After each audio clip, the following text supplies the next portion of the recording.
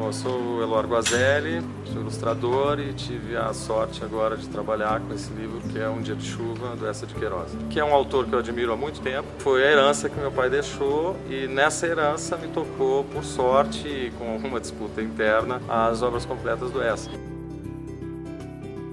É uma história de amor conduzida de uma forma extremamente brilhante. Na verdade, as coisas vão sendo colocadas aos poucos, esse amor vai sendo sugerido tanto ao leitor quanto ao próprio protagonista, que vai, de certa forma, se envolver numa história. Agora, o principal é que me chamou para as coisas do Eça também, que é essa coisa desses casarões portugueses. Aí é outra coisa mais material.